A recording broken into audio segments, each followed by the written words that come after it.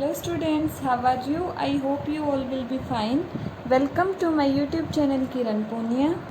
Let's start our study with smiley face and fresh mind. Today we will start our 7th chapter which is geometry. Geometry हमारा 7th chapter है जिसकी आज हम starting करेंगे।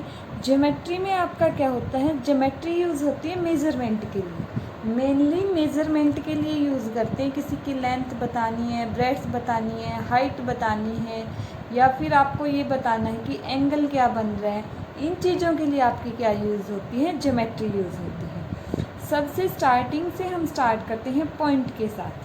Point क्या होता है आपका, a point is an exact location. Point किसी चीज़ की कोई एग्जैक्ट लोकेशन होती है, ठीक है, एंड इसे हम डिनोट करते हैं डॉट के साथ, ठीक है। पॉइंट किसी भी चीज़ की कोई एग्जैक्ट लोकेशन है कि वो चीज़ एग्जैक्टली वहाँ पे है, तो उसको हम पॉइंट आउट करते हैं। ये बोलते भी हैं ना हम कि पॉइंट आउट कर रहे हैं उस चीज़ को, मतलब उसकी एग्जैक्ट लोकेशन बता रहे हैं। और इसको रिप्रेजेंट करते हैं विद वन टीनी डॉट, एक छोटे से डॉट से। जैसे ये डॉट है, इसको ए बोल दिया तो इसको हम बोलेंगे पॉइंट ए। ये सेकंड डॉट है, इसको हमने बोल दिया एक्स, तो ये हो जाएगा हमारा point x. Second definition is of line. Line आपकी क्या होती है, a line is an endless straight path of points that goes on in both the direction.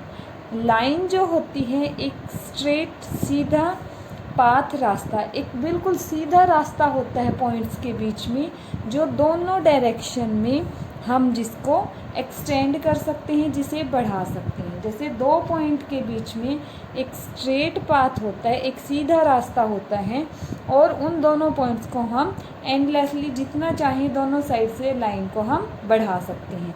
जैसे ए और बी दो पॉइंट हैं, इनके बीच में एक स्ट्रेट पाथ है, और दोनों साइड से ही हम इस लाइन को क्या कर सकते हैं, एक्सटेंड कर सकते हैं, ठीक है। ये होगी आपकी लाइन। लाइन को हम डिनोट करते हैं, जैसे ये लाइन है ए बी, तो लाइन को हम डिनोट करेंगे जैसे इसकी रिप्रेजेंटेशन ऐसे है ना, लाइन की रिप्रेजेंटेशन, तो इसी से।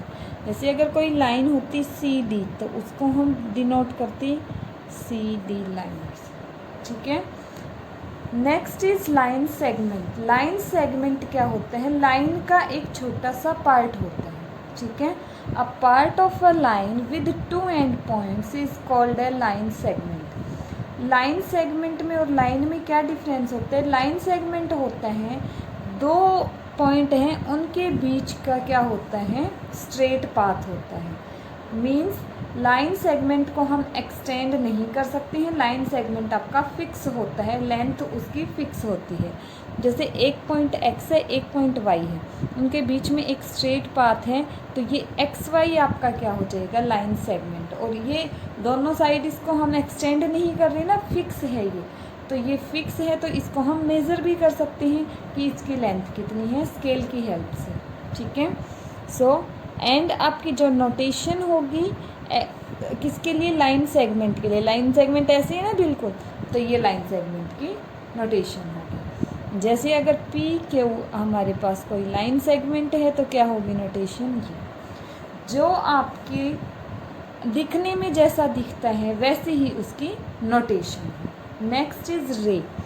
अ रे is a portion of a line that starts at one point and x tends endlessly in one direction.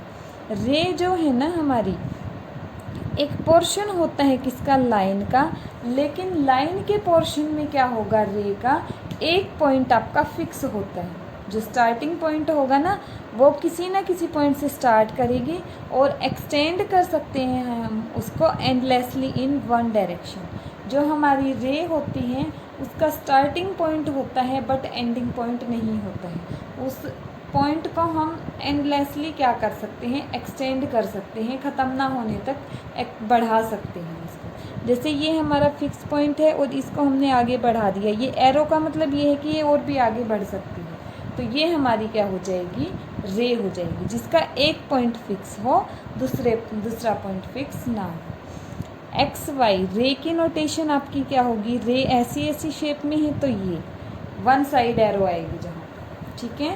वो आपकी हो जाएगी रे। जैसे अगर कोई एस टी नेम से रे है तो एस टी रे को कैसे रिप्रेजेंट करेंगे आप, एस टी रे।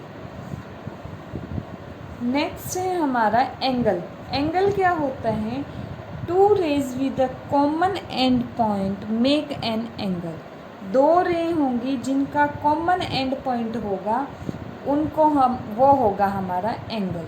जैसे दो रे एक जगह मीट कर रही हैं, जो उनका कॉमन पॉइंट है वो आपका एंगल बनता है। जैसे आपके पास O B and O A name से दो रे हैं, आपने उस ओ बी, जैसे ओ ए आपकी हॉरिजॉन्टल है एंड ओ बी को ऐसे रख दिया आपने, ठीक है। तो इन ओ बी और ओ ए रे का कॉमन पॉइंट क्या हो गया, ओ, जहाँ पे ये मीट कर रही है। तो ये क्या बनेगा आपका एंगल बनेगा। क्या बनेगा, ये एंगल बनेगा। और दोनों रे में जो कॉमन पॉइंट होगा, दोनों रे में जो कॉमन पॉइंट होगा, ओ कॉमन है ना, इसको हम बोलेंगे वर्टेक्स ऑफ द एंगल। तो इस एंगल का वर्टेक्स यहाँ पे क्या हो जाएगा, ओ हो जाएगा। और जो दोनों रे थी उनको हम बोलेंगे साइड ऑफ द एंगल या फिर आर्म्स ऑफ द एंगल। जो दोनों रे थी कौन कौन सी, ओ बी और ओ ए। ओ बी और ओ ए जो हैं ये इस एंगल की साइड बन जाएंगी, या आप इसको आर्म्स भी बोल सकते हैं, ठीक है। कॉमन होगा वो वर्टेक्स, और जिसकी वजह से जो दोनों रे यूज़ हुई हैं वो हमारी क्या बन जाएंगी, आर्म्स बन जाएंगी या फिर साइड बन जाएंगी। इसमें हमारा फर्स्ट क्वेश्चन है नेमिंग एन एंगल। कोई एंगल गिवन हो आपको, उसको आप नेम कैसे देते हैं। जैसे यहाँ पे बी ए और बी सी दो रे हैं, बी जिनका कॉमन पॉइंट है तो बी को बोलेंगे वर्टेक्स, और बी सी और बी ए क्या होंगी इस एंगल की साइड। तो इस एंगल को आप नेम कैसे कैसे दे सकते हैं, जहाँ से ये स्टार्ट हुआ, कहाँ से स्टार्ट हुआ, सी से, तीनों जो वर्टेक्स हैं वो लिखेंगे। और एंगल की नोटेशन होगी आपकी, ये जो शेप है वही नोटेशन है ना, तो एंगल की नोटेशन ये आप बोलेंगे एंगल सी बी ए, तीनों वर्टेक्स एक लाइन में आएंगे, ठीक है। ये नहीं बोलेंगे सी ए बी, सी बी ए। या फिर इसको, इसी एंगल को हम बोल सकते हैं एंगल ए से स्टार्ट करें तो A B C, angle A B C. या फिर हम इसको बोल सकते हैं जिस वर्टेक्स पे है ना ये, सिर्फ वो एंगल भी बोल सकते हैं। जैसे ये बी वर्टेक्स पे है ना आपका, बी पॉइंट पे, तो इसको हम बोल देंगे एंगल बी बी। ये तीनों सेम ही चीज़ें हैं आपकी, तीनों में से कोई भी लिखा हो वो आपका क्या होता है, एंगल बनेगा। और जो एंगल होगा वो किस पॉइंट पे या किस वर्टेक्स पे होगा, जो मिडल पॉइंट होता है। जैसे तीन गिवन थी ना सी बी ए, तो बी पे आपका क्या होगा, एंगल। एंगल जहाँ पे बना होगा वो पॉइंट हमेशा बीच में आएगा, ठीक है। बाकी दोनों पॉइंट को आप आगे पीछे कर सकते हैं। जैसे हमारा सेकंड पार्ट है, सेकंड पार्ट में एंगल आपकी आर्म गिवन है Y Z and Y X. तो वाई दोनों का कॉमन पॉइंट है तो वाई हो जाएगा यहाँ पे वर्टेक्स, एंड एंगल का नाम क्या होगा, एंगल जेड वाई एक्स, और angle X Y Z, X Y Z. और ये इसको हम बोल सकते हैं एंगल वाई, या फिर यहाँ पे टू गिवन है तो इसको एंगल टू भी बोल सकते हैं। आपकी मर्जी है, इनमें से कोई भी नाम आप इसको दे सकते हैं, ठीक है। अगर ये गिवन ही होगा तो वो फिक्स ही हो गया। जैसे यहाँ पे टू गिवन है तो आप इसको एंगल टू ही बोल सकते हैं, ठीक है। सेकंड क्वेश्चन है हमारा name all the angles in the figure. आपकी ये एक फिगर दी हुई है जिसमें वाई ए, एक्स ए, बी सी, ये तीन रे हैं आपके। और आपको पता है एंगल किन से बनता है, जहाँ पे दो रे आपकी क्या होती हैं, दो रे जॉइन होती हैं, वहाँ पे आपका एंगल बनता है। तो अब ये देखिए यहाँ पे ये दो रे क्या हो रही हैं, जॉइन हो रही है ना। कॉमन पॉइंट क्या है दोनों का, ए कॉमन पॉइंट है, तो ये आपका क्या बन जाएगा, एंगल बनेगा। आपको सारे एंगल्स का नेम बताना है। तो अब ये देखिए यहाँ से एंगल क्या बनेगा, वाई ए एक्स, क्या बनेगा, वाई ए एक्स, फर्स्ट एंगल। अब देखिए वाई ए एक्स, इन दोनों के बीच में ऐसे ही ये आपकी सेकंड रे कौन सी है, Y A B, Y A B. X को हटा दिया, एक्स वाली देखो, जब भी इन दोनों में ए कॉमन है ना तो ये क्या बन जाएगा, angle Y A B. Third one आपने इस वाई वाली को हटा दिया, इन दोनों को लिया तो क्या क्या बचा आपके पास, वाई वाली रे को हटाया तो एक्स ए बी। तो ये क्या कौन सा एंगल बन जाएगा, एंगल एक्स ए बी। ठीक है, अब आपके पास क्या बचा, एक पोर्शन और बच रहे हैं ना, ये वाला सी बी ए, यहाँ पे भी तो बी कॉमन है, तो ये क्या बन जाएगा, एंगल सी बी ए।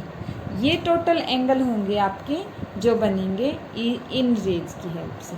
जिन जिन में कॉमन पॉइंट होगा उन उनके बीच में एंगल बनेंगे। जैसे इन दोनों में कॉमन पॉइंट था ए तो एंगल बना, इन दोनों में कॉमन पॉइंट था ए, एंगल बन गया। फिर इन दोनों में कॉमन पॉइंट था तो एंगल बन गया, और इन दोनों रेज में था तो बी पॉइंट कॉमन था ना तो ये एंगल बन गया। ठीक है, ऐसे आपको नेम बताने हैं सारे एंगल्स की। Thank you class.